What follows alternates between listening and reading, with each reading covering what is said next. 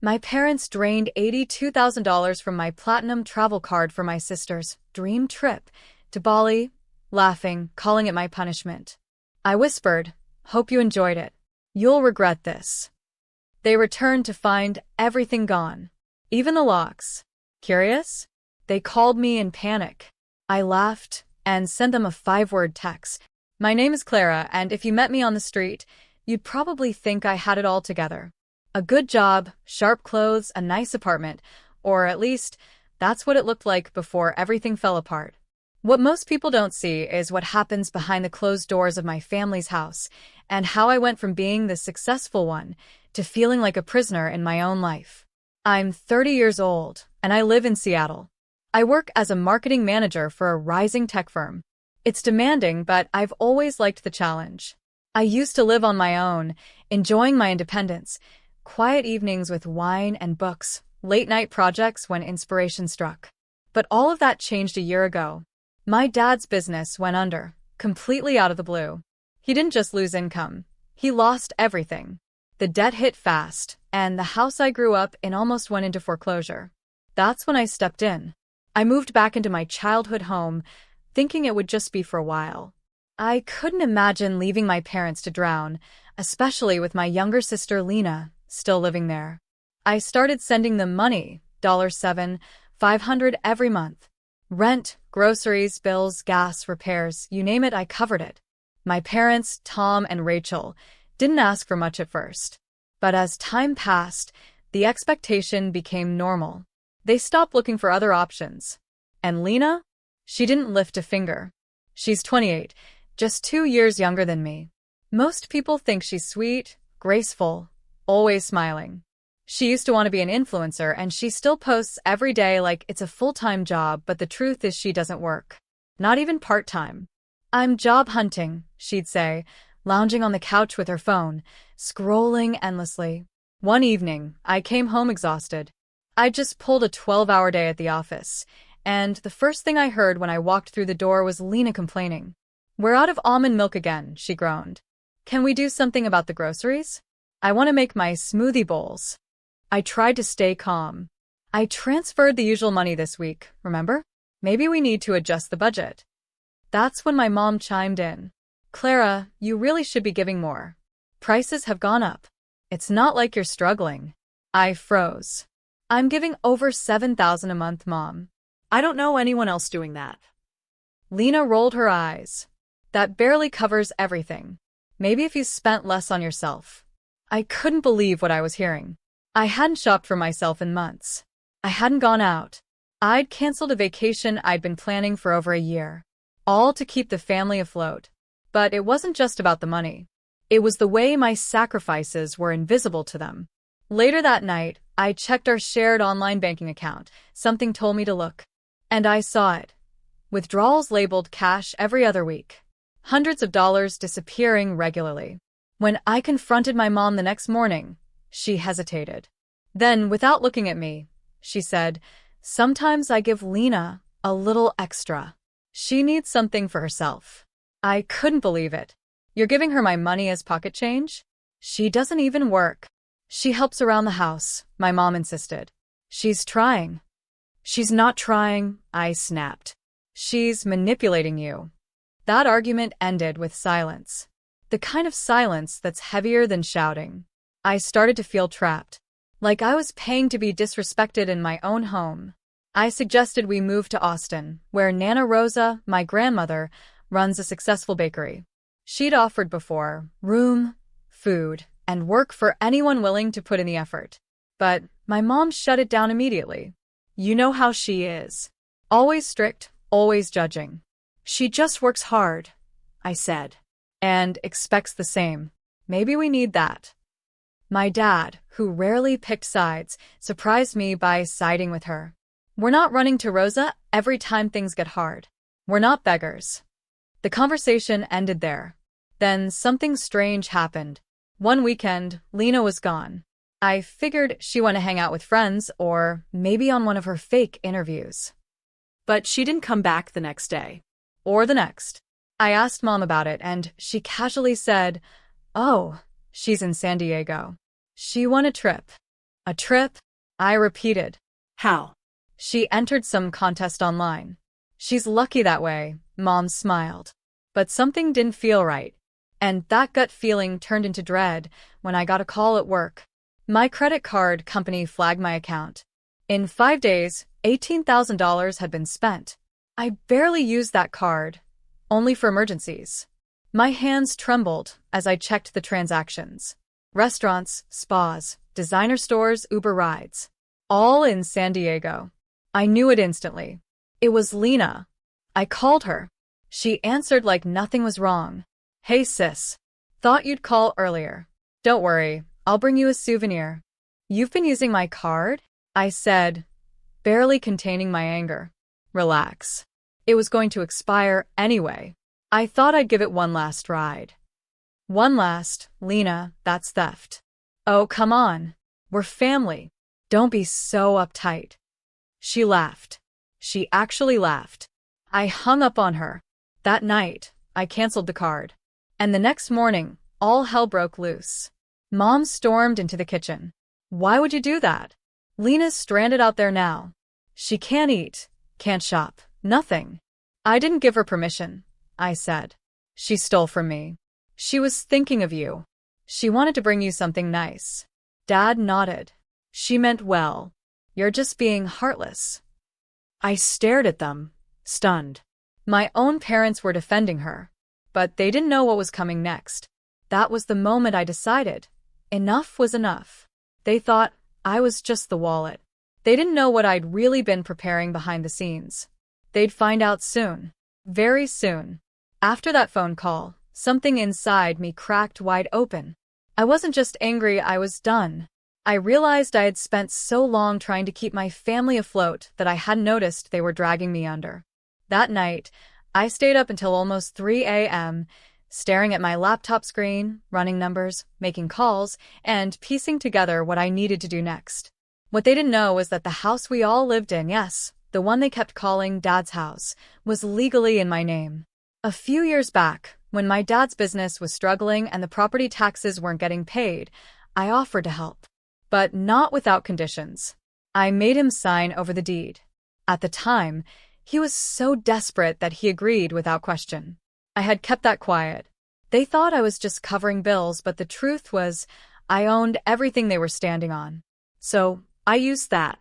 With Lena away in San Diego, flashing my card like it was her birthright, I had the chance to act.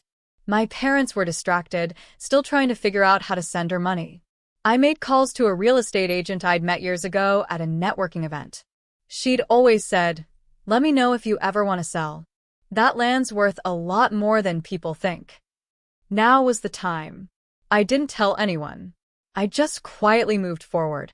Within days, we had a buyer lined up, cash deal. The paperwork moved fast because I had everything ready. While the deal processed, I started packing everyone's belongings. Not mine. Theirs. I had rented a moving service and paid them extra to work discreetly while my parents were out. Most of the boxes were already at their new destination before they even knew anything was happening. Their new home? Nana Rosa's house in Austin, Texas. And she was expecting them. I still remember the moment I gave them the news. They had just returned from picking up Lena from the airport. Yes, she came back furious, broke, and complaining that no one had rescued her. As they walked through the door, I sat calmly at the dining table, a cup of tea in hand.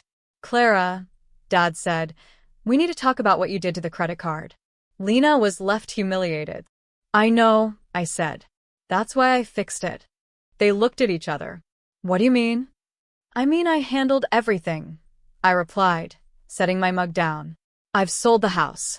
The new owners will be here in 2 weeks. Your belongings have been sent to Nana Rosa's.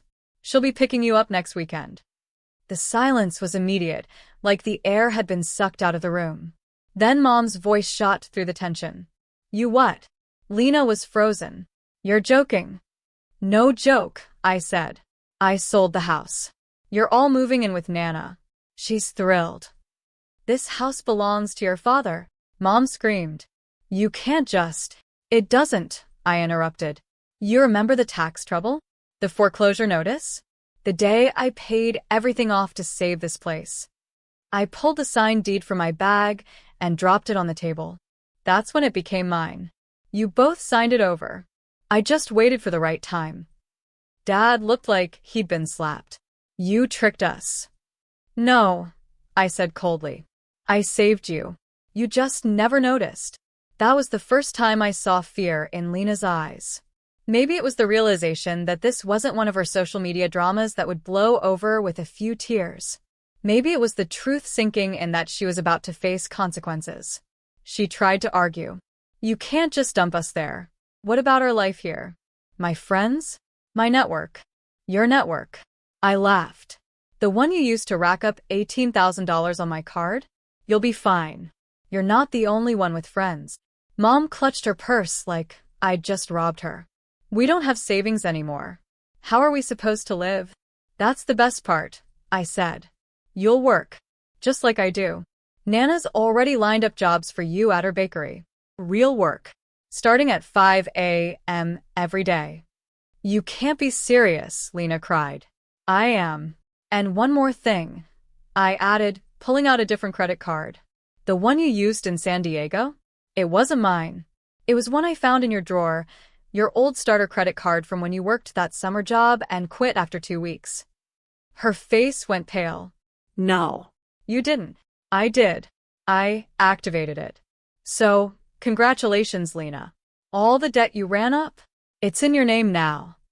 Dad stood up. You've gone too far. Maybe, I said, standing too. But at least I'm not stealing from my own sister and pretending it's love. They were speechless. And for once, I didn't feel guilty. I felt free. That night, I watched them pack the last few things, shocked and bitter. I didn't speak much. I had already booked their flight to Austin and confirmed with Rosa that she'd be there waiting. I stayed behind, in the now empty house that no longer felt like home. As I watched the sunset from the front porch, I felt something I hadn't felt in a long time. Control. I had no idea how they'd do once they got to Austin.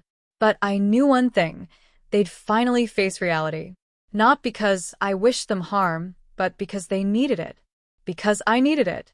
And maybe, just maybe, it would be the beginning of something better for all of us. It's strange how quickly things can shift. 1 minute, you're the one everyone depends on. The next, you're the villain for making them face their own mess. The day I watched the taxi take my parents and Lena to the airport, I didn't cry. I didn't feel relief either, not yet. Just emptiness. Like I'd just closed a long, painful chapter, but didn't know how to start the next one. The house sale closed smoothly. I handed over the keys to the new owner, a young couple excited to start their life there. I gave them a polite smile, wished them well, and walked away with nothing but a small overnight bag. I wasn't planning to stay in Seattle much longer. Not in that neighborhood. Not surrounded by memories of what had turned into resentment and exhaustion. I checked into a short-term rental in the city while I looked for my own place. For the first time in years, I didn't have to send a transfer every first of the month. I didn't have to argue over grocery receipts or explain why I couldn't cover yet another random emergency. It felt strange and quiet. Peaceful, but unfamiliar. Meanwhile, Nana Rosa kept me updated. She didn't sugarcoat things. They're miserable, she told me on the first call. Tom nearly dropped a tray of cinnamon rolls on his first day. Rachel cried when she saw the 4 a.m. schedule. And Lena? She pouted like a teenager. I asked if she needed help. She just laughed. No. Let them learn. You've done enough. I'd always admired Rosa. She built her bakery from the ground up. No handouts, no shortcuts. She'd survived 2 hurricanes, raised 3 kids, and still baked from scratch every morning. If anyone could straighten them out, it was her. Weeks passed, then months. I focused on myself for the first time in forever. I started going to yoga again. I took up painting, something I hadn't done since college. I even took a weekend trip to Oregon just because I could. And slowly, the weight I'd been carrying for so long started to lift. Then out of nowhere, Rosa called again. Clara, she said, I think they're starting to change. I didn't know how to respond. Change? Like, actually? Yes, she said. Lena's not perfect, but she's showing up every morning now. She's taking orders, helping in the kitchen. Tom fixed the broken oven door last week, and Rachel's handling inventory, without complaining. That felt impossible. These were the same people who had made me feel like a burden for asking them to contribute. The same sister who once told me that real jobs are for boring people. I didn't trust it. Not yet. People can wear masks when they want something. But Rosa didn't exaggerate. If she said they were improving, maybe they were. A week later, I got the message that really caught me off guard. It was from Lena. Just a short text. Hey, can we talk sometime? In person. I stared at it for a while before replying. What's this about? Her response came quickly. I just want to apologize. Really? Please. I wasn't sure if I should laugh or cry, but something told me to say yes. Maybe because I needed closure.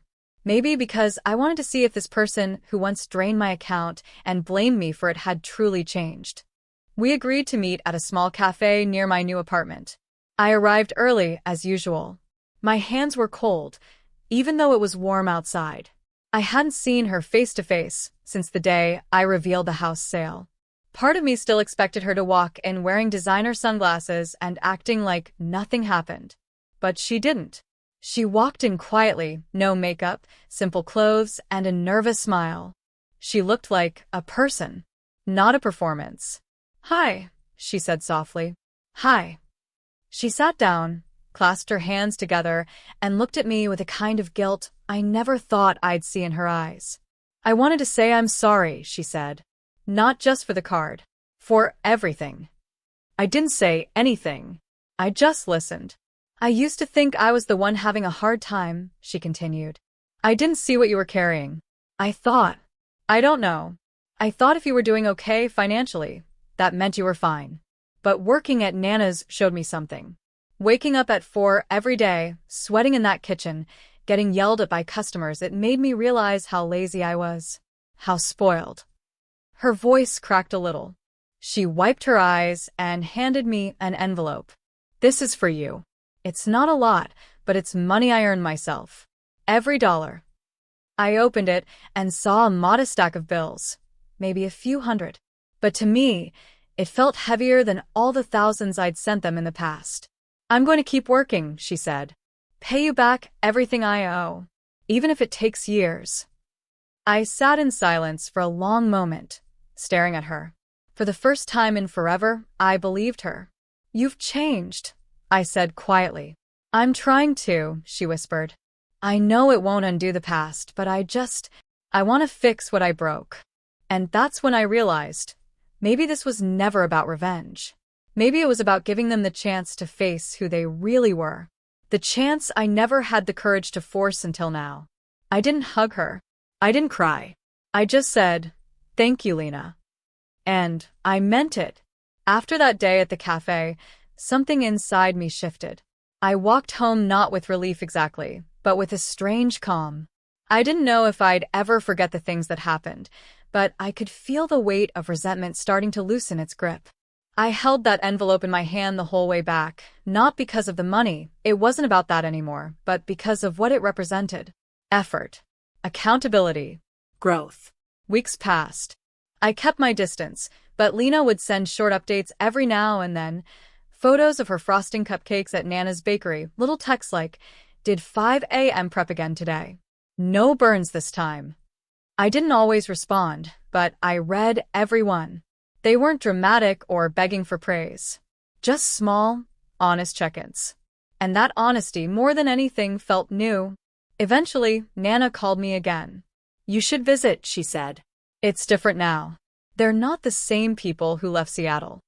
I wasn't sure I was ready, but I went. Not for them. At least that's what I told myself, but maybe I wanted to see for myself whether everything they said was real. Whether the change was lasting, not just another act. When I arrived in Austin, it felt surreal. The smell of fresh bread hit me as soon as I walked into the bakery. Nana's signature sourdough, still as perfect as ever. I found her in the back, rolling dough like always, only now with help. Real help. My mother was labeling containers, my father was mopping the floor, and Lena was at the register, taking orders with a smile I hadn't seen since we were kids. They didn't see me at first. I stood there for a while just watching. No one was pretending. No one was slacking. It was ordinary and messy and real. When Lena finally looked up and saw me, she froze.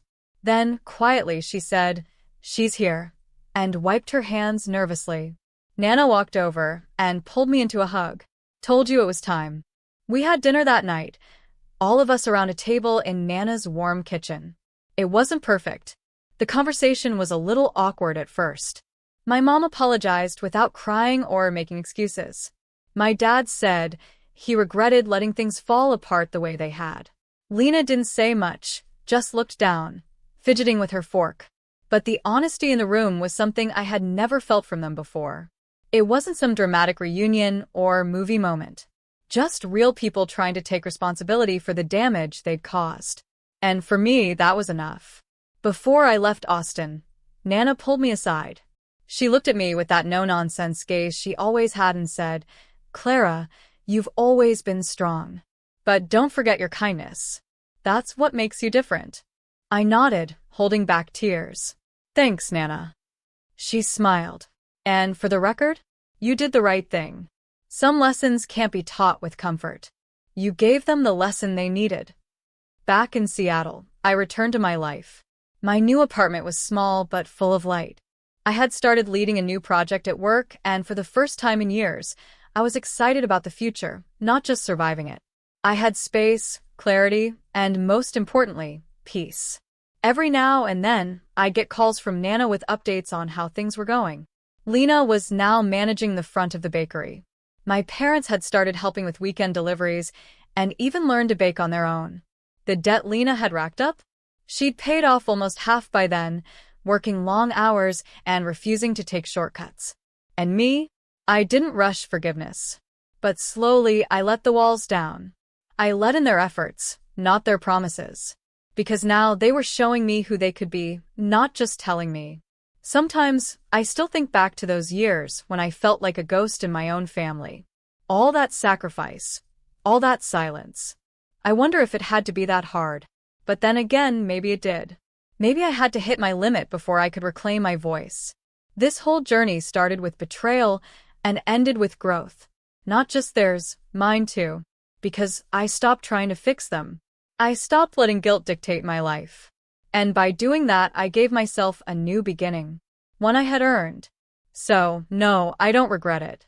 I don't regret the revenge, the sale, or the silence. Because all of it brought us to this point. A point where love doesn't look like sacrifice. It looks like effort, honesty, and change. And for the first time, I finally feel like that's enough.